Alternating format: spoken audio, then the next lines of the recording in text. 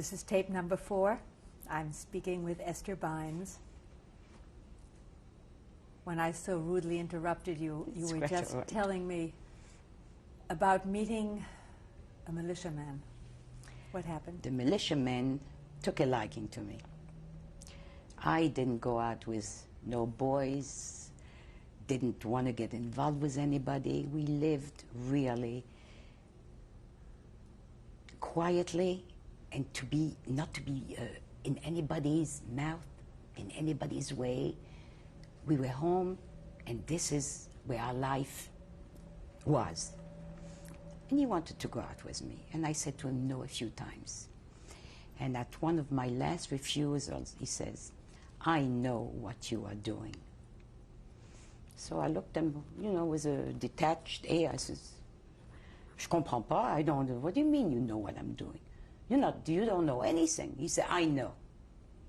I'll get you." And I forgot about it. A couple of weeks after that, we had papers that we had printed. But we always where there was more than one person that carried. There was, we switched, not always taking risk yourself. And that day, luckily, I had nothing on me. Another person from I forgot her name. It was a young girl also like me. Names I'm bad with the man, one of the fellows that we had to deliver this to. I remember his name was Jean. That's all I could remember. Anyway, we bicycling. And we going outside the city limits a little bit. We had to go through like a little clearing, like a little forest, to go on the other side of the city. And on the bicycles. And along the way I had seen, I think I had seen this fellow not following me, but he was, around. I had turned around, but I knew I was clean. I knew that I was on a bicycle. That's all I knew. And at one point, I'm talking to that friend, we're bicycling together, and I hear, "Halt." I turn around and I said to the girl, Va-t'en, passe. C'est à moi, parce que I recognized the guy. Halt. And suddenly, I don't know from where, Ellen, there's 2 Germans. They must have been there. He must have told them. I don't know how he got me there. I don't remember. Halt. So I got off my bicycle. I think he threw a stone or a piece of glass, and it cut my leg. I have a scar right here. I think I fell off the bicycle. And they came over me, and the 2 Germans, and he talks to them. He was quite fluent in German.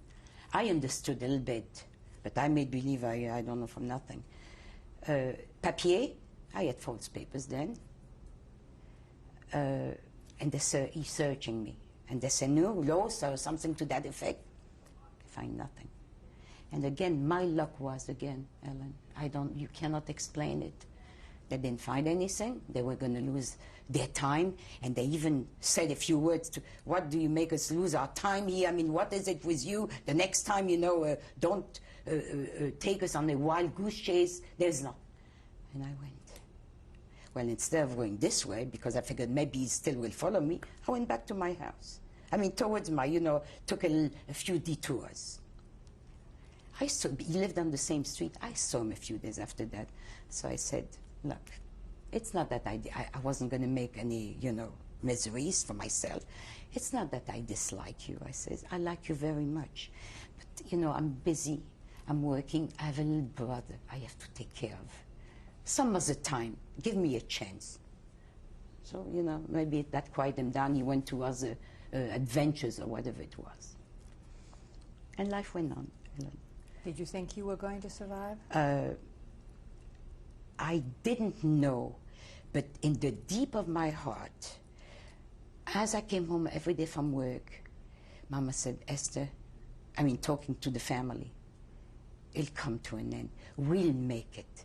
She had such a willpower. She said, "We cannot die like this. We cannot die like this. We haven't done anything.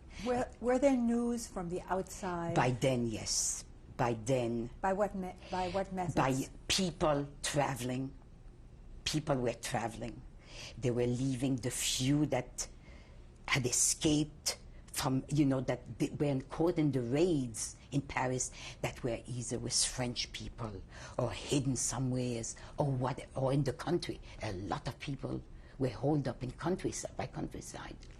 They came towards the free zone. Why? Because it was there was less of a fire, if that's the right word. The free zone wasn't really free anymore. It wasn't free anymore. It was a little bit more relaxed. The Germans were not there. They were looking to do business and to get maybe manpower to send to Germany. They always had glaring, the cars were running in the middle of the streets. We're looking for young, able bodies to go and work in our Germany. And people, they had nothing to eat, so they went. What was Marcel doing during this time? Marcel was going to school. Excuse me. One day, on his way back home, some of the militia people, he was with a bunch of his friends, young boys coming home from school, and they started a fight. They beat him to a pulp. They broke his spine. He didn't say anything. He hardly made it to the house. And I think after about a couple of weeks, my mother saw something is wrong there. He couldn't keep himself straight. He wasn't going to say anything. He didn't want to endanger the life. He didn't want to worry his mother. Well, they broke his spine. He had to go to a hospital. He went to a sanitarium, and they almost gave him up for completely paralyzed. He made it too. He made it. And I showed you a picture. He's this boy, this Marcel. He's the apple of my eye, like my other brother, by the way. And they made what they made out of themselves with no teachers. Whatever the eyes see, the hands could do. Build radios, build telephones, build cameras, take apart clocks. My brother just built a house, furnished it, put tiles on the floor, put the plumbing, the electricity. Very, very, very, and this all, I guess, by necessity and a will to live and to make it. Can you tell me about liberation? Yes. Now, this coming now into, so Roger was born, like I said, Roger grew up. Would you believe he was circumcised? He was 4 months when my mother decided to have him circumcised. After all, he was Jewish. That was the only, I guess, maybe the only sign or the only belief that she could maybe explain to herself that he was a Jew. And we got a rabbi, and behind closed curtains, with nothing, 4 months, this is not a week, right? And I remember as he was starting to scream, my mother put something, I don't remember, put something in his mouth. And he made it also. He made it. And he grew up. And we got a carriage. And at one point my mother said, could you take your brother out? You're spaziering, promenade. I remember the first time I took him out in this carriage, somebody came to me and they said, oh, what a beautiful baby you have.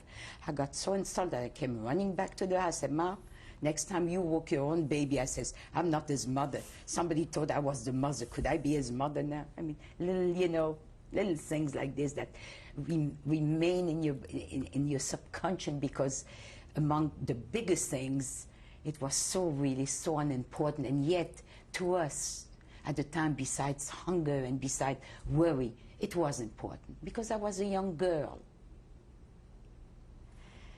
And I worked with this Monsieur Cuiron, and life went on. My father, at one point, became very hard to stay in the apartment. So I took him to an underground. I took a train with him, with his false papers, and my dad was shaking in his boots. He was a very peureux, comme on dit, he was scared, he had that nature. He only knew the right way. He knew that between A and B, you have to go the right way. You cannot, was afraid. My mother wore the pants. She really did. She saved all of us. In the train, now, when we get to the city, it was outskirts of Clermont-Ferrand, where we have to disembark from the train. As you come out, the control is there. The Germans are there, looking through everybody's papers. And he's turning the color of this table here, white. I said, Papa, don't worry. We're going to wait. He was like me, big like a minute, 5'5". If he weighed 125 pounds, I think. I was tiny. I was 4'8". I said, we're going to wait. There was luggage on the, on the quay, on the, how do you call the quay, on the, where you stand? Platform. On the platform. We hid behind a pile of luggage. Nobody saw us till nighttime. When the train emptied out and there was no more control, that's when the two of us walked out. I knew exactly where to go. They had given me, and in my head, I knew that from that train station, I had to go to a mill, a windmill. I brought Papa there. As I arrived, I had to give a password. I don't remember what the password was. And within 1 second, I didn't have time to kiss Papa goodbye. He was gone. I looked, they said, go, va-t'en, pars. I went back to the train, waited, and a whole night. There was no trains running every hour like here, on a schedule. Did your father stay there the rest of the war? My father stayed there, no. He stayed there for about 2 months. He couldn't take it. Somebody brought him back to be in the room again. He could not take it. He was getting sick there, and you cannot afford to be sick when you're in the underground, because you have to go, you have to build trenches, you have to go, you have to carry machine guns, and you have to do a lot of things that he could never do. So they brought him back. He was lucky, and he remained till the day of the liberation. Remained in one room, and he took care of his baby boy, his son. He had somebody to play with. Tell me about the day of liberation. Liberation, we had heard.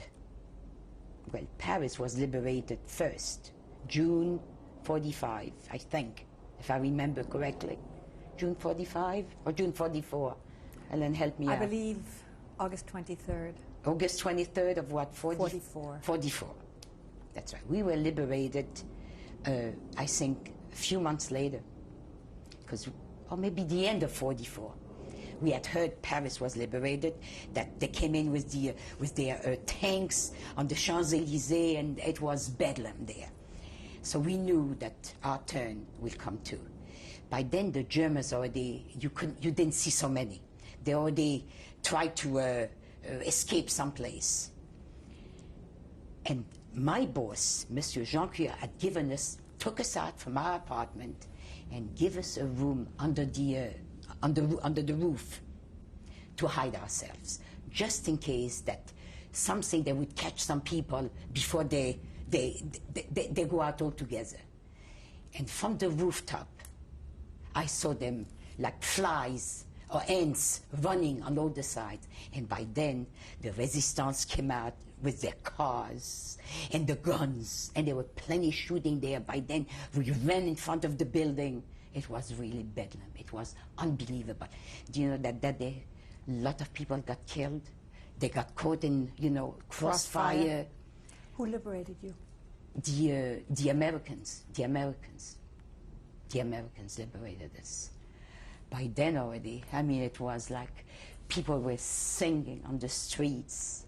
And then a few days after, what remains in my mind, all the women that had collaborated with the Germans, all the resistance people took them. They rounded them up. They knew exactly where these people, and this guy was among them too, from that street. And they took the women and they shaved them. That I saw under the windows in every street, wherever they caught them, with the swastika in their heads. That was, and you know, we stood there, of course, you know, when you don't want to hurt anybody, it's like a knowing feeling. You say, how can a human being do that to another human being? But of course, by then, we didn't know the impact of whatever they did back in Germany and in Poland and wherever they were. And that's it. We continued to live there for a few months. Our apartment in Paris had been put under, it was all locked, broken in, vandalized. They took everything out. The concierge helped. The Germans came too. A neighbor told us they took furniture, you know, whatever was not attached, they shipped to Germany. Whatever they, okay. We were able, my mother, again, she turned water and earth and sky. We got our apartment back. And one day, we arrived back. 11 Rue Royale de Hénin. Roger was 2 years old. And this was 1945. And life was going to start, full of hope and promises for all of us. And that's all we wanted. And we were happy to be one family that remained alive in one piece, together, because there was not a Jewish family in Paris that somewhere one father or a mother or a child or an aunt or an uncle, somebody was hurt. We were, the nucleus was there. We were all together. Now the neighbor, whose daughter had spit on my face, made an attempt to say, oh, those were war times. We didn't know. We like you. Let's be friends again. But we kept our distances. By then already, I was much older. Immediately, Ellen, I went to work. Doing what? Again, I resumed secretarial job. I worked for a big import-export company that did, most of their work was with Hong Kong. And I remember being part of a pool of secretaries. I still have letters from these old friends of mine. We had a room that was twice the size of this room here. We had our typewriter and our papers. And I remember the typing. We had to, I think every letter was typed something in 8 copies. And the paper was silk paper. And you know, in those days, the old Underwood typewriters, you know, and the roller and the carbon copies. It was a beautiful life. We're all alive and ready to, you know, to grow up and to resume normal life with one family that remained in peace, except we started hearing, oh, this is the stories, and we got very sad. Papa's side, they all perished. We had no news from nobody, except one sister. She somehow managed to come to Paris, a younger sister. His brothers, his other sister, I think there were 7 or 8 people. The father died in concentration camp. The mother, I guess, also.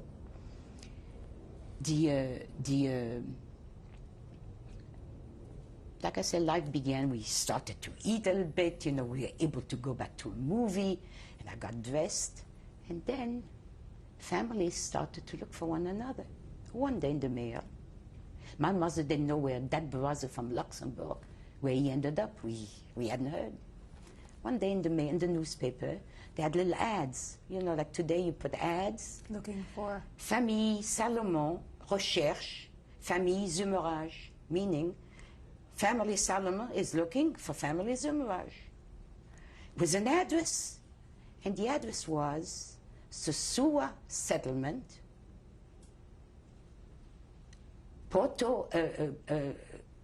Santo Domingo. Santo Domingo, my mother, where is Santo Domingo? We took a map, and we saw where Santo Domingo was. I says, Mama, it's the other side of the world. It's near South America. We started to write, and that's how these two, my mother and her brother, started to write together. And we found out that they were saved. They were accepted Trujillo, Generalissimo Trujillo, opened the shores of the Dominican Republic for 500 Jewish family coming from Belgium, Luxembourg, the north part and they went there to Portugal, and they settled, and these handful of Jews, Ellen, made a colony there, the likes of which it's still, I think today, they talk in the annals of history. They built their own meat packing. They had cows because it's a land where you farms, milk factories, cheese they made. And a lot of them were also German Jews. How they got to that part of, I don't know. And you know how industrious these people are, I don't have to tell you. What made you decide to go there? My brother said, Esther, I want you, to my mother he wrote, Scheindl, he said, I want you and Yezak to come and live here. It's a paradise. You suffered enough. What do you have in France? Still it's going to be the same anti-Semitism. Come here. I heard, traveling? I said, Mom, yeah, don't worry. I'll go first. You know, like you sent me first. I said, I'll go first. She says, Esther, we remained alive. Now you're not going anyplace. I said, Mama, it's 1946. I want to go. By then I was 21 years old. I says, I'm going. First of all, I haven't eaten a piece of chocolate, I say, in 5 years. There's food there. Uncle Joe wants me there. I'm going. I'll tell you how it is. And against my mother's tears of blood, Ellen, because she cried, she says, please. I said, I'm going. But in his head, my uncle was smart. They needed young blood. He figured I'll get married there. And I went there. Did he send you a ticket? The Joint Distribution Committee and the Hayas took care of everything. They only wanted the people to leave Europe and come to these shores. Figured they'll make a big Jewish, maybe like a little Israel there. Could be, right? They had big hopes. From Paris, I went to Brussels. From Brussels, they booked me. I had to go to Rotterdam. And at Rotterdam, they put me on a cargo ship. Everything was supervised along the way on a cargo ship. The SS Bienville, going from Rotterdam to Tampa, Florida. The crossing took, I think, almost 3 weeks. And 3 days into the crossing, I got so seasick that I begged the captain. Now there were 12 passengers, people that also were going to different shores, and the cargo was a cargo ship carrying, I don't remember what they carried. So the crew and the few passengers, you should have seen the accommodation of these passengers. Not like the liners, the SS Empress or whatever. And on the third day again, in that crossing, I got so seasick. I went to the captain. I said, Captain, could you please throw me to the fish? I said, I don't want to live. I'm so sick. I never got up from the berth, but I made it. Tampa, we disembarked. And from there, I had to they put me on a plane to Cuba. Cuba, they put me on a plane to Santo Domingo, and my uncle waited for me there with a truck. And I figured we live in the city. I was in the city, Santo Domingo. So I greeted him. Oh, Esther, my uncle, I haven't seen you in 6 years. From Luxembourg, I was a little girl. He said, oh, look, you've grown. I said, yeah, you too. You look beautiful. Did you suffer? No. So we start. I says, where we going? He says, we going home. I said, where is it? He says, we have a 6-hour ride in the truck. I said, Uncle, where are you taking me? He said, I'm taking you home. I said, but I thought you said we live in the city. I said, I'm a Parisian girl. He said, oh, you like it. Well, P.S. 6 hours, we have finally arrived in the wilderness, Ellen. His farm was built on stilts. And the only thing I heard was, Cocorico, moo. And I look around, I says, where's the city? He says, this is where we are. What is the official language in Santo Domingo? Spanish. Did you know any? No, but I learned fast. Through French. Oh, I did things very fast. From the minute I entered his farm, I knew in my head already that within the year I'd be back home, that I was not going to stay there. I says, you brought me away from Paris, from my parents, and you expect my mother and my dad, especially my dad, who certainly is not a farmer, I say, of anything. You know, Papa is in his head. He's a man of letters. He reads, he writes, he speaks languages. I said, you want him to become a farmer? He said, didn't you suffer enough? I said, this would be a second suffering. And I got very angry. When did you leave Santo Domingo? I went to work. I figured my uncle, I moved out of the house. And I went on my own. From the house, they had, the settlement had like a main street, and it was like a, how do you call it, where soldiers live, how do you call it? Trenches? No, where the houses, the... barracks? A row of barracks, individual rooms, that were rented to single people. I said, I committed to rent one. I was going to go to work. They gave me one. I think the rent was $3. I went to work, made $12 a week. I worked for the lecheria, which is the milk company. I became a secretary. Typing, I knew how to type. The only thing was the language. Between French and Spanish, believe you me, Ellen, it took me, I think, 2 months. I knew exactly what I was saying. Got myself a teacher. The teacher from the school liked me. Single man, I say, you like me? Teach me Spanish. 3 months, I spoke Spanish. My cousins, this uncle of mine had 2 boys, my cousin Marcel and my cousin Alex. Children speak Spanish. We spoke Spanish. I worked. Out of the $12 and 90 some or $13 milk I got, my staple food was a slice of bread, a little bit cornflakes, and a mango, which was free because the mangoes grew around. I wouldn't spend a nickel to buy nothing. Okay. On the 3rd month I was there, I wrote to the French consulate. I said, please, I want to go home. I have no means of transportation. Can't afford it. I came here to the auspices of the highest and the joint distribution. They're not willing to help me because it's a one-way ticket. That's all. They said they could not help me, that I would have to work and find my own way. I said, thank you very much. And that's what I did. I was there exactly to the year. I wrote to New York, to a travel agency. I booked a ticket, and believe it or not, in those days, Ellen, from New York to Paris, the fare was $137. I mean, when we think of today, right? But to me, it was a fortune. It took me 1 year. I sent in a deposit, $30 deposit. When we have lunch, I'll show you, I still have the ticket. $30 deposit. And I knew I was leaving.